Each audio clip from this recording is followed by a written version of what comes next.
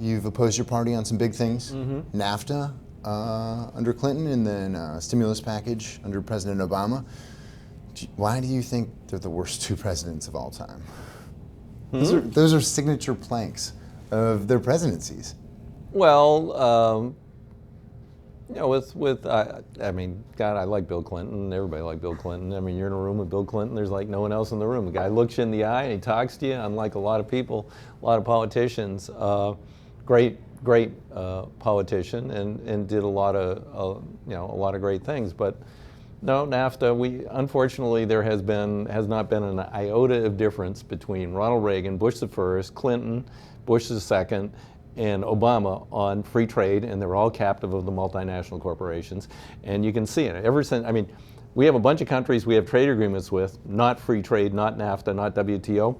We actually sometimes run trade surpluses. Every country we have a free trade agreement with, we run massive deficits, and we're hemorrhaging jobs. We first hemorrhaged them to Mexico, and then they found, well, they could get cheaper, more abused labor in China. Then they went to China. Yeah, now we're proposing to allow Vietnam, who uses forced child labor, to sell into the United States, and also, I mean, a whole bunch of phytosanitary issues. These trade agreements are written by and for multinational corporations. The Obama administration, like everyone before it, they're in constant consultation. Every one of the 29 chapters of this agreement is shared in real time with 600 corporate lobbyists, and not shared with members of Congress. If I want to see it, I have to tell them what I want to see. They'll bring it to the office. I can't have staff. I can't have a pencil or a pen. I can't take notes, and I can't, and I can read it. So bad stuff. And NAFTA was the beginning of the disaster. The negotiations began with Reagan, and Bush continued them, and if it hadn't been for Clinton, it never would have become law. I mean, a huge majority of Democrats opposed it. People forget that. And same thing with WTO, done in a lame duck session of Congress by Clinton. So those are really bad things. A lot of other great things about his presidency. President Obama's doubling down. He is, and I just was at a press conference today with the head of the Teamsters and several other members of Congress, and we're, right now we're winning, but it's not done yet. They'll be back after the election and try and push it through a lame duck Congress. But, the more the American people learn about this thing, the more angry they get, and more public is behind us. When I opposed NAFTA, a majority of the American public drank the Kool-Aid. They believed what Clinton was saying, that this would bring jobs and prosperity to America. Now they don't believe it, and we're just, thanks to some leaks from other countries, we can expose what this agreement is for the pharmaceutical industry, so they can price gouge in other countries. It's for Wall Street. And a couple of other special interests, and it'll cost us the last of our manufacturing. It'll undermine our consumer protections, our environmental laws, our labor protections. It'll be a disaster. You can tell Americans you're going to compete with pressed labor in a communist government of Vietnam, where they get 28 cents an hour and they get shot if they try and form a union. I don't think so.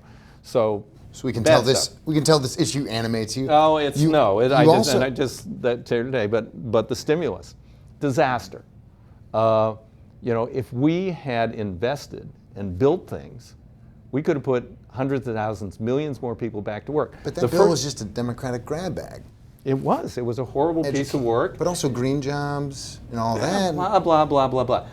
Obama sold it on building infrastructure in America and putting people back to work, plus a lot of other stuff. And the total investment in infrastructure out of $800 billion, most generous measure, 7% went to building things, and 40% went to tax cuts. And this dunce, Larry Summers, who was fired by Harvard, they got it right when they fired him. He's back there now. They got it wrong. But he came out of the Clinton administration, learned his stuff at Robert Rubin, who's the architect of this free trade, and all this other bad stuff that's been done, deregulation of Wall Street, commodities, all that's all came from Robert Rubin. He had his disciples, Larry Summers, number one. And when Obama named him as his chief economic advisor, I said, we're in trouble. This is bad. That was the beginning of, this is not going to be good on things I really care about in terms of the economy. Larry Summers came to the caucus. Never liked the guy. He thinks he's smarter than everybody in the room. I'm pretty smart. And so he comes in and he says, well, I studied economics too. He says, well, we're not going to do it the way Bush did. We're saying, oh, okay, what's this about, Larry? This is after, we're talking about the stimulus bill. He says, well, we're not going to send everybody a check like Bush did. He says, we're going to give them tax cuts so small they won't notice. And I'm like, oh, this is how we're going to rebuild the American economy. This was the biggest portion of that bill was tax cuts. 42% of the bill was tax cuts. 7% was building things. When you build things, you put people to work. When you give people $12 a week and they spend it, I stood up, I was the first person to stand up, and I said, so congratulations, the House bill had a lot more infrastructure in it. They had just, no, Obama wants the tax cuts. He wants Republicans, has to have tax cuts to get Republicans in the Senate, got 3 Senate votes from Republicans, and took out the infrastructure, took out the school construction, took out a host of good stuff, and said, no, this is what we're going to do. And then Larry is saying, oh, this will be great for America. I said, so congratulations, Larry. I said, this is really bad economics, because what is spending $12 a week by a bunch of people going to do to put people back to work? I said, you beer. Well, I bought a lot of craft beer with that $12. Yeah, I called it the Barista Full Employment Act. I'll give you that. And number 2, I said, it's really bad politics because people aren't going to know they get a tax cut. And when we got cleaned out in the House in 2010, 86% of the people in America thought their taxes had gone up. And guess what? 86% of the people in America had gotten a $12 a week tax break and they never noticed. Congratulations, Larry Summers. So yes, that's why I opposed his so-called signature recovery bill.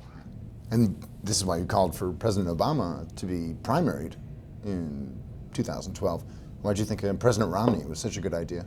I didn't think President Romney was such a good idea, and I don't, it would have been good if Obama had had a little primary competition to move him more in the direction away from some of these disastrous policies. But so now I take it you want Hillary to be primaried pretty hard? I like Hillary a lot. I have a lot of concerns. I have a lot of concerns about the Robert Rubin Wall Street influence. So that's a work in progress. We'll see. It's a long way off. I'm not predicting anything. So now, final segment. Defend your floor speech. I think you know which one I picked. I have no idea. The gentleman. Best in America. Why do you hate this country so much? Time has expired. I love my country. I'm a U.S. Marine. So our only question is, too hot or too cold? Should you put it on a little bit more for that bill? As I recall, he was proposing to basically do away with all federal investment in transportation. And Isn't that why we have China? This is that's like one of the most basic functions of government. When I was first elected to office, I served with a guy, very conservative guy, and he said, government's only good for 2 things. I said, what's that, Bill? He said, roads and rope, law enforcement and infrastructure. They're both in the Constitution. And I'm like, okay, well now we have people who are saying, no, building roads, bridges, highways, canals, waterways, facilitating the movement of the American people and their goods and competing in the world economy is not a government function. Oh really? Who's going to do it? So I was a little hot that night. You come from a district that's independents, Republicans. You would never talk to a constituent like that. What is it? Do you? No, I have the license. I say to my staff, I can walk away from a vote when I want to. And if someone gets in my face or is being totally off the wall, I will do the same thing. So I think you're saying too cold. No, about right. Interesting. Yeah. So it's not something in this town that brings it out? It's in you? That's how you win on the stump? I'm very competitive. I was a wrestler. My dad's in the National Wrestling Hall of Fame. One-to-one combat is in my blood.